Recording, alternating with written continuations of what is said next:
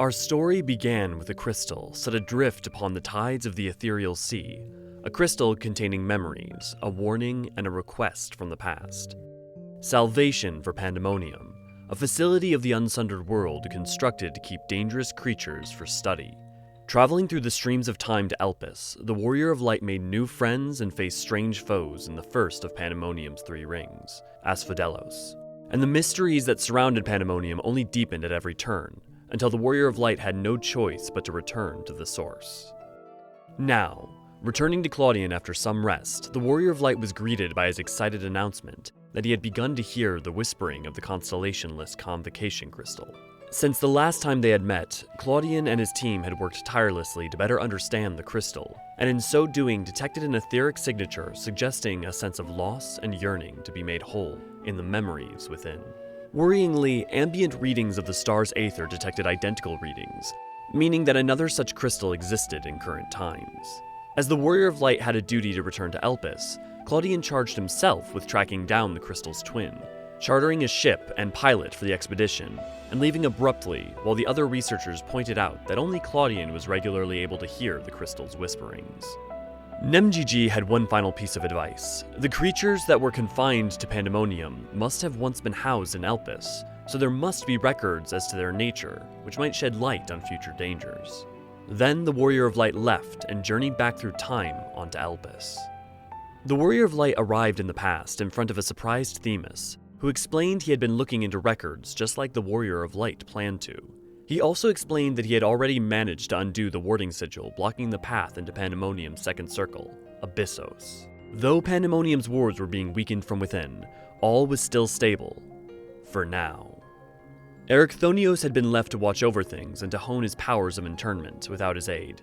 So the Warrior of Light and Themis attempted to wrap up their investigations by questioning a member of the Words of Habrea about the nature of Pandemonium.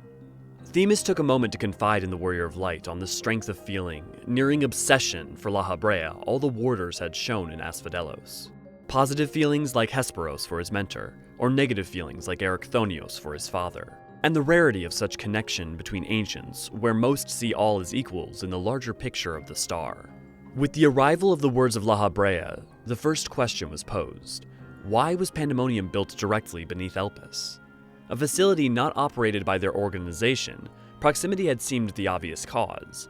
But with most of Pandemonium's creatures coming from distant places, there was little in the way of practicality.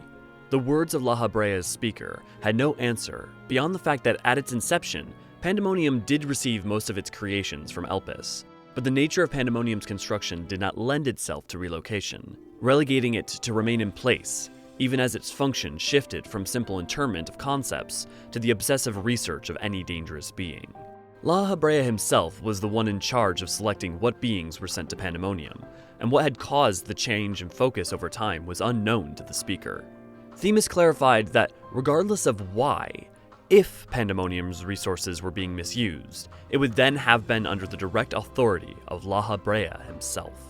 The Word of Habrea pointed out that the other key wards of Pandemonium held some control, and the key wards had recently sent a report noting that all was well within Pandemonium's halls. Aware of the recent complications within said halls and the lie that all was well, Themis and the Warrior of Light took their leave and began their descent beneath Abyssos.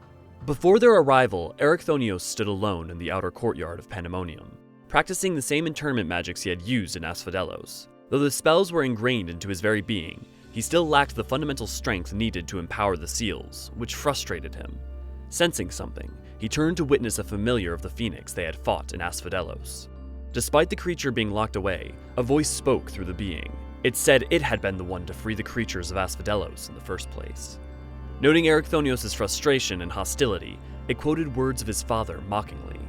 "A calm heart stays the course." Knowing no one would know the saying but his father, Ericthonios demanded that his father show himself. Acknowledging nothing of its identity, the being kept mocking him before being shrouded in dark mists and ensorceling Ericthonios, claiming he was indispensable to Pandemonium's great experiment and that Ericthonios' wish would soon be fulfilled. The arrival of Themis and the Warrior of Light interrupted the process, causing the being to flee.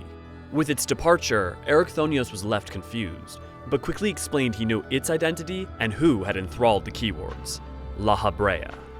Between Ericthonios' personal experience and the clues Themis had gathered, everything led towards the chief keyword, but these actions did not match the man Themis knew, though the Warrior of Light and Ericthonios were less dubious. The only way to be sure was to dive deeper into Pandemonium. Enchanted by Themis' spell that called phantoms to his side, the Warrior of Light acted as the vanguard, charging into the halls of Pandemonium's second ring, Abyssos, where they were transported into an arena of cages and toxic flora, where creatures imbued with venom and poison were kept, and made to face off against a nightmarish version of a being they knew all too well, a prototype concept of a carbuncle. First fighting within the cage, then the jungle floor below, the Warrior of Light defeated the proto-carbuncle, and Ericthonios and Themis sealed it away. After a voice rang out acknowledging the Warrior of Light's strength, from the darkness emerged a man bearing a familiar red mask. Habrea of the Convocation of 14.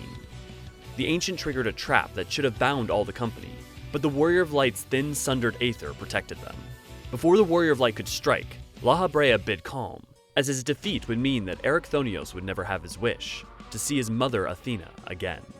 Ericthonios was outraged that his father would use his mother's name as a shield, but he was stopped when Themis asked Habrea a question. If the figure before them was Habrea, why was he speaking such blatant lies?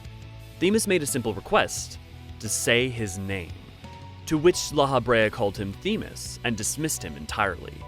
Now certain of his answer, Themis broke his chains and claimed this Habrea an impostor.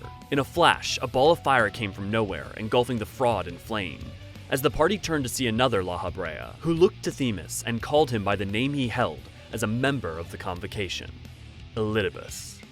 As the smoke cleared, the impostor stood with the sigil of office blazing red. Crushing it and dispelling the glamour that cloaked him, he revealed a man much like Habrea, only far younger. Calling himself Hephaestos, he told Ericthonios that he was the one he should call father, before disappearing into darkness. Waiting for safety to explain things, Habrea told the party to retreat. Apologizing for his deception, Themis was unsurprised to find the Warrior of Light was already aware of his true identity. Explaining himself, Themis said that though he and Azem had never met the Warrior of Light, they came with Azem's highest recommendation, which was enough for Elidibus to trust the Warrior of Light from the start. And as Themis and the Warrior of Light left Abyssos, a distant voice begged for them to save an unspecified him. Outside of Abyssos, Ericthonios confronted his father, demanding answers about the nature of Hephaestos. Coldly, Habrea explained his awareness of Azem's and Elidibus' involvement in recent events. He also explained the nature of the doppelganger. Habrea may be the name of his seat on the Convocation, but his given name at birth had been Hephaestos, and that being was Habrea's other half. A manifestation of greed, envy, and desire torn from Habrea's self and given form due to an experiment gone wrong. He had been sealed away, but over time he had begun to free himself from within Pandemonium. Recalling that Hephaestos had blamed Habrea for Athena's death, Ericthonios asked if it was true. Giving no straight answer, Habrea moved on to the task at hand, the removal of the danger his other half posed, by eradicating Pandemonium from existence. The rest of the group was horrified. After all their efforts to save those they could, and with some warders potentially still hidden within, the destruction of Pandemonium was unconscionable. The cold calculus was the choice expected of Habrea and his station, but Elidibus also had a role, that of emissary. As an observer of all events so far, he weighed the danger of Hephaestos' possible release against the cruelty of slaying every beast and ancient that lay within Pandemonium. With the Warrior of Light as a guiding star, he decided that by their combined strength, they would take the more measured approach, delve deeper into Abyssos, and discover Hephaestos' plan, and, as a last resort, destroy Pandemonium if needs be. Habrea respected the authority of the emissary, and noted Ericthonios seemed more competent and capable than he had in the past. Pausing a moment before returning to Abyssos, Ericthonios and the Warrior of Light exchanged words, recalling the moments shortly after the creatures of the facility had been released and the active efforts of the keywards to restore order, rather than to save their own lives. Ericthonios refused to abandon them for simply carrying out their duty. Beyond that, he wanted to understand the secrets behind Hephaestos and his words. All he had ever known of his mother's death was that she perished in an accident. As Chief Keywarden, Habrea could sense all creatures that lay within, but noted that none of note remained wandering the halls, at least not of Abyssos or Asphodelos. But a trial lay before them still. Hegemon, keyword of Abyssos, her existence twisted and corrupted into the form of a hemitheoi. Acting to save her from her fate, Ericthonios and the party re-entered Abyssos. Finding Hegemon merged with something of scale, wing, and disease, the Warrior of Light fought hard to incapacitate her, successfully doing so, unlike with Hesperos, and allowing Ericthonios and Elidibus to seal her away, while they searched for a cure. Not so petty as to deny the achievements of the others, La Habrea was impressed by the victory. More than anything, he was fascinated by the strength of the Warrior of Light. In contrast, La Habrea advised the company should send Ericthonios away, as he was far too weak. Standing up for himself, Ericthonios fought for his place in the adventure. He wanted to see Hephaestos defeated, save the innocent within Pandemonium, and, he admitted, to know how Hephaestos meant to resurrect Athena. To that, La Habrea commanded him to leave Pandemonium at once. He explained that Hephaestos' plan of resurrection must not infect the mind of others. Life flows in a cycle. Souls return to the underworld and are born again. Athena's had likely already done so, and that new person's life was now their own journey to embark upon. Even should Hephaestos remake Athena's body and breathe life into it, the soul it held would not be hers. La Habrea asked, was it worth bringing back Athena if it meant using and discarding others like tools? Was Ericthonios willing to use his own comrades just to see her again? Ericthonios shouted that of all people, the man who murdered his own wife for his own ambitions was least deserving to ask that question. Clutching his head, a voice called to him, and surprising everyone, Ericthonios was whisked away in a shroud of darkness. After taking a moment to regain their composure, La Habrea admitted that Hephaestos was clever and sensed the rage in Ericthonios' demeanor, which had allowed Hephaestos to take control of him using his magics, the same as those used on the Key Wardens. La Habrea lamented not connecting more with his son, and that he had also noticed the presence of someone trying to warn Ericthonios. Elidibus begged La Habrea to explain the story behind recent events, and La Habrea promised to tell the truth once their enemy was defeated. But the group needed to maintain course, wrest control of Abyssos from Hephaestos, and mount their rescue operation into the lowest parts of Pandemonium, its deepest depths, Tartarus. Their next foe was the remaining keyword Aegystus, who had served Pandemonium since its creation. Her aether, like Hegemon's, was corrupted beyond recognition, but even more so, meaning that nothing could be done but to slay what remained of her, to free her soul. Hidden deep within Abyssos, La Habrea was only able to teleport the Warrior of Light alone directly to her lair, due to the thinness of their aether, allowing them to bypass Hephaestos' traps. Upon materializing, the Warrior of Light was presented with an eldritch arboreal horror. What remained of Aegystus fused with the demonic tree. Mercifully slaying the creature, her aether was freed, and with the danger past, Elidibus and La Habrea joined the Warrior of Light. The soul of Aegystus still remained, and materialized to speak with them. Though the magics of Hephaestos had enshrouded her soul in a storm of emotion, like it had with Ericthonios, some small part of her had managed to stay free, calling out for aid. She held a warning. In order to avoid the tragedies of the past, its truths must be told. She showed a memory of her and a younger La Habrea, where he explained how he had ended Athena's life, and sealed part of his emotions and memories away. It turned out Athena was no saint, and used her own child's body and soul as tools for mad experiments. Fearing what Ericthonios might do if his actions were revealed, La Habrea had kept him in the dark, even against Aegystus' counsel, in order to save him from the heartbreaking truth of his mother. The memory was all Aegystus could provide, and as her soul began to fade, La Habrea thanked her. At peace, she acknowledged his dedication to the star, as she returned to its seas. Returning to the gates of Pandemonium before their final move, La Habrea explained that Athena had given Ericthonios his position in Pandemonium for more ready access to him as a test subject, not out of love, and that the creation of the hemitheoi had been part of her designs. With no intent of sealing his other half away again, La Habrea asked for one thing: to be the one to end Hephaestos once and for all. With Abyssos cleared, all that remained was Tartarus. In the dark heart of Tartarus' abyss, Hephaestos stood with Ericthonios bound. Through flames and darkness, the Warrior of Light fought until Hephaestos lay weakened upon the ground. With his defeat, La Habrea joined the Warrior of Light, now ready to unmake his other half. Hephaestos refused to yield, and used Ericthonios as a shield, while proclaiming that he would fulfill Athena's ambitions. La Habrea was unimpressed and denounced Hephaestos as a poor excuse for a father, but so was he. When he had ended Athena's life, he also had vowed to guide the star true. In order to do so, he had neglected to listen to his heart or to care for his son, instead focusing on the greater good. For all that, he still loved his son and would not idly watch him suffer at the hands of a being that represented the dregs of Athena and himself. With Ericthonios half awake and hearing the whole exchange, his heart was torn by the truth of his mother. But the Warrior of Light implored he trust in Habrea, and with his will, he broke free of Hephaestos' chains. Trusting in his father, Ericthonios began to use a spell of internment against Hephaestos. Habrea offered his own strength, and Hephaestos was at last sealed away within a crystal of the convocation, one bearing Habrea's constellation. Tucking the crystal away, Habrea told his son that he had done well. With Ericthonios free of Hephaestos' magic, and the attacks against Pandemonium's wards ceased, Elidibus joined the group, and Habrea explained the nature of Hephaestos.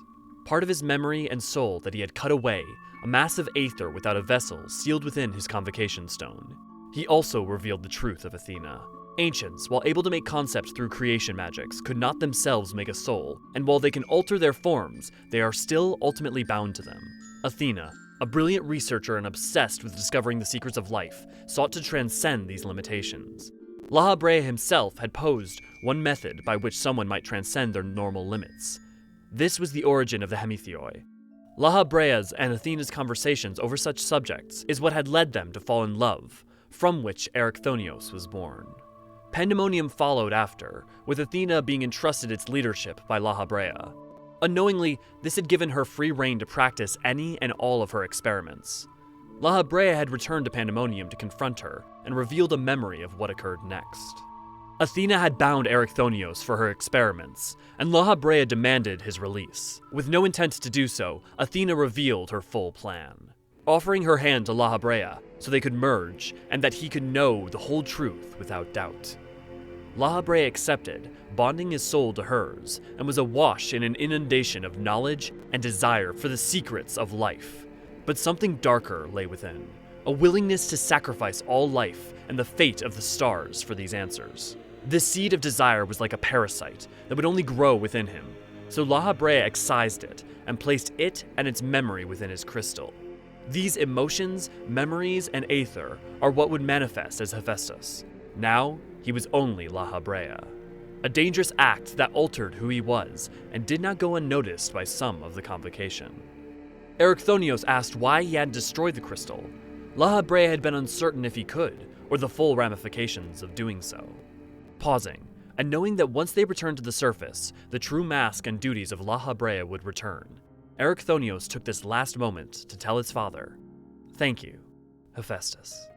Returning to the gate of Pandemonium, Ericthonios thanked the Warrior of Light for helping shed light on his father's story. With Hephaestus gone, Elidibus and Habrea would now be able to set things right and return Pandemonium to how it should be. Questions lingered, like why was Ericthonios key to Athena's plans? But Habrea forbade further inquiry and stated his intent to destroy the stone that held Hephaestus. On the subject of crystals, there still remained the mystery around the one that appeared on the source. Habrea noted that the capacity for a crystal to proffer such a warning would take immense skill, meaning that beyond present company and Azem, someone else must have known of the events surrounding Pandemonium. Bidding the Warrior of Light rest and return at leisure while things settled, the company took their leave of each other, with the Warrior of Light returning back to their own time. Returning to Aporia, the Warrior of Light attempted to check in on Clodian, only to discover all contact had been lost with him and his airship, and his last known heading had been Azysla. Even more worryingly, there had been an enormous spike of etheric energy somewhere in the ethereal sea. The Warrior of Light and the fellow researchers descended the Aetioscope, only to investigate and find something impossible. Pandemonium itself stood within the ethereal sea, out of space and time. Unsure of what this meant, the crew was surprised when Fortunel Levieur arrived, asking for answers and unsurprised at the Warrior of Light's involvement. Returning to Aporia, the group explained the recent goings-on, and while things appeared stable enough, the existence of Pandemonium here and now was alarming. With Clodian and the crystal he took missing, and little understood about Pandemonium's manifestation, Fortunel deemed it best to keep things quiet and study the structure while searching for Clodian. For now, the Warrior of Light would have to wait. With so much learned of La Habrea's past in Abyssos, was there any tie between his fate in the past and that which he suffered at Asisla? Had the beings within Pandemonium also traveled to the present with it? And who or what lay within Clodian's crystal? Many and more questions lingered, but that is a story for another day. Hey all, thanks for watching. If you enjoyed this video, praise the 12 by giving it a like and comment, or by subscribing. It goes a long way to helping the channel. Don't forget, new videos every week, and if you want to engage with us further, why not check out our Discord and Patreon in the link below and become a part of our community. With that said, see you around, fellow archons.